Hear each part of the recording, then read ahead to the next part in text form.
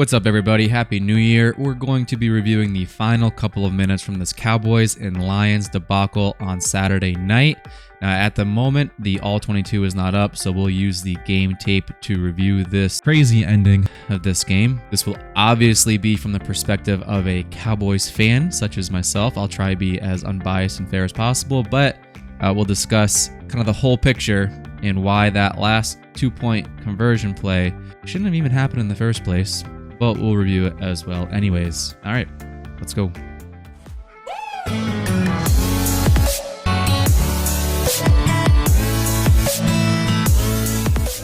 All right, so here, game really should have been over at this point. Donovan Wilson gets the pick.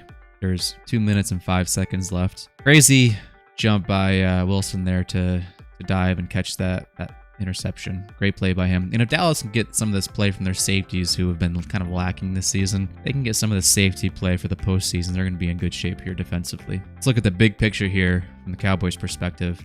They end up holding one of the best offenses in the league to 19 points. Pretty good day for the defense, I'd say. Cap it off with a couple of turnovers. I'd say they did their job. All right, now this is the play that's getting a bit overlooked here, so we're going to pause it. And Hutchinson has his leg stretched out here. Dallas is going to get the flag for tripping. It's obviously a blown call. Tripping should have been called on Hutchinson. You don't have to make contact with the running back, the ball carrier. You have to obstruct the ball carrier, meaning just get in the way, which is what he does. Now, obviously, the flag was thrown for that leg sticking out. I've got some people trying to tell me that number 70, Zach Martin, fell over and he tripped the other defensive lineman, and that just... Come on, guys. That's a joke. You see the leg stretched out here. The flag was thrown right there where they were at. Obviously for the leg. The ref was just mistaken in thinking that was a Hendershot's leg and not Hutchinson's leg. Hutchinson was asking for a holding call, which, listen, you can say that could have been holding. All right, I'll give you that. Also should have been tripping. So at best or worst, depending on what team you are, should have been offsetting penalties. Play 1st and 10 again at the 2-minute warning. But instead, they penalized Dallas 1st and 25. A first down basically ices the game at this point. The Lions would get the ball back if Dallas didn't pick up another first down after converting this series. They get the ball back with about 20-30 seconds, I believe. So, yeah, this was a huge call and could have cost Dallas the game. And it's kind of getting swept under the rug because it wasn't as dramatic as the 2-point conversion play. But this call was equally as important because this call ends the game if it's called correctly or just not called at all. And I don't know if this next one is on Mike McCarthy, on Dak Prescott, not really sure. I don't know what they're thinking here on 2nd down, going for a deep ball when a first down basically ends the game. A touchdown ends the game too, and if they convert here, I mean, okay, great play, gutsy call, but it's just not smart. You need to run the clock.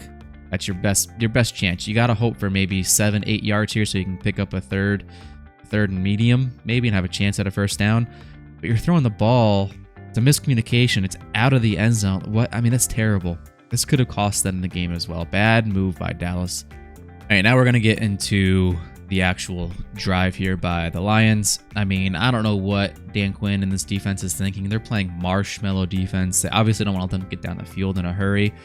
But by playing so far off, A, you're not allowing your pass rush to do its thing, and B, you're giving up chunk plays. I mean, this was only 10 yards here on the first play, but still, I mean, 10 yards unaccosted is still too much in this scenario. All right, they need some chunk plays here now, and they're gonna let them run free for 15, 20-yard routes in the secondary. I mean, I don't know what they're thinking. Look at this. What is that? 30 yards? I mean, you can't allow that to happen in a potential game-winning scenario here if you're the Cowboys. And here's what could have been the potential game winner. You're gonna have Amon-Ra St. Brown left uncovered out in the flat. Might have been Jordan Lewis's responsibility, not sure, but left uncovered and just easy score. All right, here's the game-winning 2-point conversion that didn't count. You're gonna watch 68 leak out.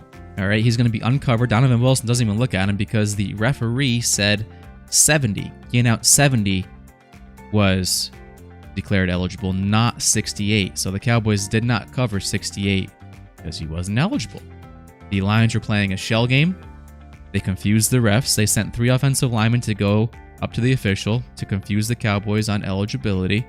And the official thought that 70 was the eligible lineman because 70 ran from the sideline, rubbed his belly to declare, eligibility or to confuse the Cowboys, and the official got it wrong. The question is, did Skipper, an offensive lineman, report? What else could it be? Touching by number 68. So the call is an illegal touch? I think number 70 and number 68 came in, and I'm not sure 68 reported as ineligible.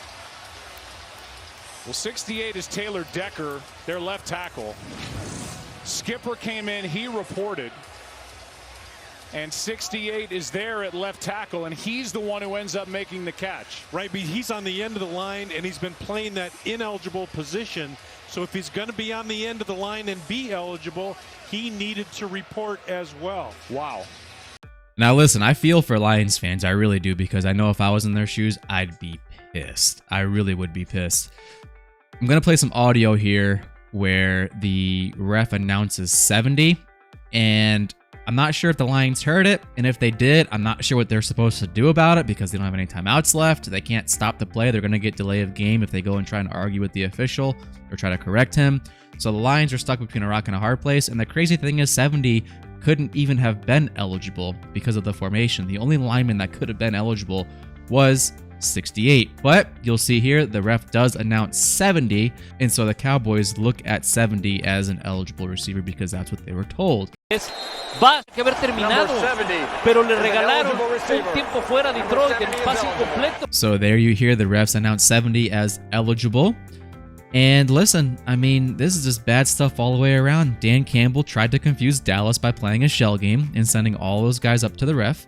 The ref got confused. It worked so well that the ref got confused. The ref should know better. I'm not going to excuse the ref. He should have known better. And it backfired. And it is what it is. And it sucks for Lions fans. It really does.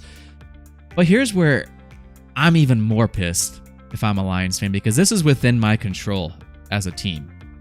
What is Dan Campbell going for on the 7-yard line now? You just used your best 2-point conversion play and it didn't work for one reason or another. The Cowboys gave him a gift here.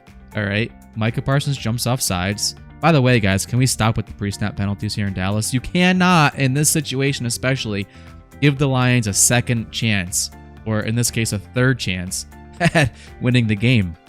You just can't do it. All right. But what is Dan Campbell doing? And now this is your third best play for a 2-point conversion. You're now down to your third 2-point conversion play. Kick the damn field goal. If I'm a Lions fan, I'm like, take the extra point, please, for the love of God. This is not working out in anybody's favor. Please take the points. I know CeeDee Lamb's going off. I know Dallas has moved the ball really well on offense. They screwed up a touchdown because they fumbled out of the end zone. It was a touchback.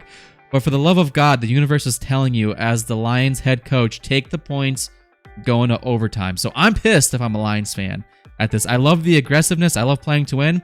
This is not playing to win. This is playing pissed off and being a head coach that's pissed off and not calling the game smart. You got to do better. Now, I want to go back to the stripping call because, listen, everybody that's listening, everybody that's tuned in right now, none of this shit happens if the refs don't screw over Dallas first. All right? We got to be fair about this, and I'm being fair from both sides. Listen, the refs totally messed up that 2-point conversion play with the Lions. All right? I'm going to be fair. I'm not going to sit here and say that that was the Lions' fault, even though they tried to confuse Dallas and played that shell game. It backfired. It is what it is. The refs should have gotten it right. The refs should have gotten this right. How in the hell do you call Hendershot the tight end for tripping when, I mean, they're not even close enough together to get the damn legs confused? How does that even happen? I mean, Hutchinson has his legs stretched out. He's obstructing the path of the ball carrier. It's tripping. Should have been a 15-yard penalty and an automatic first down for Dallas. All right? None of this crap happens. None of this drama happens at the end of the game if they get this damn call right. So listen, let's be fair. If we're going to criticize the refs, let's criticize them all the way around. And don't even try to come at me with the holding calls, all right? For every holding call you want to say that the Cowboys had that was missed, I'll give you 3 on Micah Parsons that was missed, all right? He hadn't had a holding call in half a season. The best damn pass rusher in the league hasn't gotten a holding call in a half a season. Are you kidding me? So don't even try telling me that there was a holding call on that 92-yard touchdown pass. That was barely a hold. If they called that, that was ticky-tack. And if you really want to go there, I'll give you 3 holding calls on the Lions' final series alone, the final possession alone. So don't come at me with that. Call the damn tripping call right, and the game's over, and none of this other crap happens. All right? So let me know what y'all think in the comments below, man. This game was an absolute cluster at the end from multiple angles, multiple bad calls by officiating. I can't tell you last time I've seen something like this, but it was crazy. Should never have happened if you just called a tripping call right in the first place.